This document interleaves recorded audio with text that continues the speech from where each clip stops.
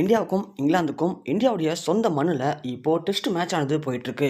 முதல் டெஸ்ட் மேட்ச்சில் இந்தியா தோத்துட்டாங்க. ரெண்டாவது டெஸ்ட் மேட்ச் இப்போது இந்தியா மோத போகுது. அதில் முதல் டெஸ்ட் மேட்ச்சில் இந்தியா தோற்றதுக்கு காரணமே ரோஹித் சர்மா தான் அப்படின்ற மாதிரி இப்போது குறைசாட்டி மிக முக்கியமான பதிவை போட்டிருக்காரு ஜெஃப்ரி பைகாட். இங்கிலாந்துக்கு எதிரான முதல் டெஸ்ட் போட்ட 190 ரன்கள் முன்னிலை பெற்ற நிலையில் இந்திய அணி தோல்வியை தழுவியது பல விமர்சனங்களை பெற்று வந்துட்டுருக்கு.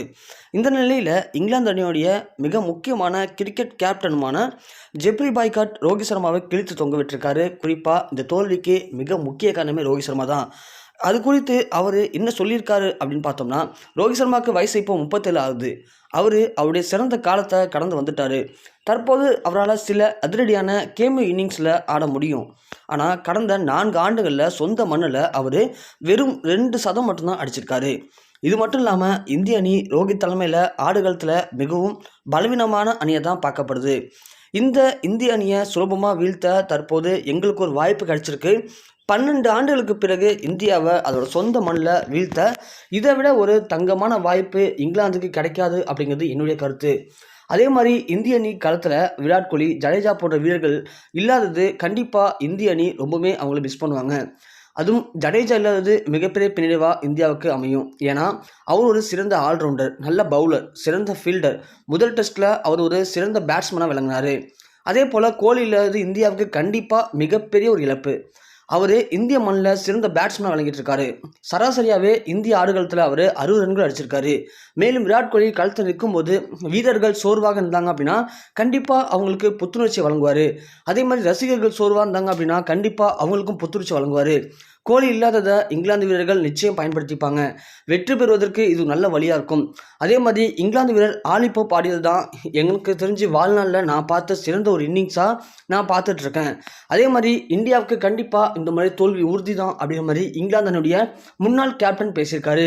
அது மட்டும் இல்லாமல் இது குறித்து நம்ம தல தோனி என்ன சொல்லியிருக்காரு அப்படின்னு பார்த்தோம்னா, முதல் டெஸ்ட் மேட்ச் நம்ம தோத்துட்டோம், அதெல்லாம் தூக்கி போடுங்க. ஸோ 2வது டெஸ்ட் மேட்ச்சில் இந்தியா என்ன பண்ண போகுது அப்படிங்கிறது தான் இப்போது என்னுடைய கேள்வி. நீங்கள் பார்த்துருப்பீங்க ரஞ்சி டிராஃபி தொடரில் இப்போதைக்கு நாம் ஏற்கனவே வேணான்னு தூக்கி போட்ட ஒரு நபர் காயத்தோட முதுகு வலியோட கிட்டத்தட்ட 100 பாலுக்கு 93 ரன் அடித்து அங்கேருந்து எல்லாருமே பார்த்து பயப்பட வச்சுருக்காரு. அப்படி இருக்கக்கூடிய பேட்ஸ்மேன்லாம் ஏன் உள்ளே கொண்டாலும் வெளிக்கொண்டு போயிட்டே இருக்கீங்க? ஸோ அவங்களாம் இன்னமும் கூட விளையாண்டுட்டு தான் இருக்காங்க. சூப்பரான ஆட்டத்தை வெளிப்படுத்துகிறாங்க. அதனால் அவங்களெல்லாம் உள்ளே கொண்டு வரணும். அது வேறு யாரும் கிடையாது, புஜாரா இப்போ ரஞ்சி டிராஃபி தொடரில் நேற்று நடந்த மேட்ச்சில் முதல்ல கிளம்பி விளையாண்டுருக்காரு. அப்போதைக்கு அவருக்கு காயம் ஏற்பட்டிருக்கு முதுகில். அதனால் உடனே ரிட்டையர் அவுட் ஆகி வெளில போயிட்டார். ஆனால் அடுத்தடுத்து அந்த டீமில் இருக்கக்கூடிய வீரர்கள் எல்லாருமே சரசரன்னு அவுட் ஆக ஆரம்பிச்சிருக்காங்க. வேறு வழி இல்லாமல் 5வது விக்கெட்டாக மீண்டும் உடனடியாக களத்தில் இறங்கியிருக்காரு. அதற்கு பிறகு அந்த முதுகு வலியோடையே அவர் விளையாண்டு கிட்டத்தட்ட 110 பாலுக்கு 93 ரன்கள் அடித்து அங்கேருந்து எல்லாருமே கதிகலங்க வச்சிருக்காரு. தனது டீமுக்காக ரொம்பவுமே வலியை தாங்கிட்டு அந்தளவுக்கு சூப்பரான ஒரு ஆட்டத்தை டெஸ்ட் தொடரில் வெளிப்படுத்தியிருக்காரு. அப்படியாப்பட்ட புஜாராவெலாம் கண்டிப்பாக டீமுக்குள்ளே கொண்டு வந்தீங்க அப்படின்னா அடுத்தடுத்த டெஸ்ட்டில் நம்ம விராட் கோலி மற்றும் ஜடேஜா இல்லாத அந்த ஒரு சில விஷயங்களை, அந்த ஒரு சில மைனஸ் பாயிண்ட்களை போக்க முடியும். அதே மாதிரி நீங்கள் தொடர்ந்து சுப்மன் கில் மற்றும் சேஸருக்கு வாய்ப்பு கொடுத்தீங்க அப்படின்னா கண்டிப்பாக இங்கிலாந்து முன்னாள் கேப்டன் சொன்ன மாதிரி இந்தியாவை சொந்த மண்ணில் இங்கிலாந்து வீழ்த்துவது உறுதியாகிடும் அப்படிங்கிற மாதிரி தல தோனியும் மிக முக்கியமான எச்சரிக்கையை பதிவு பண்ணியிருக்காரு.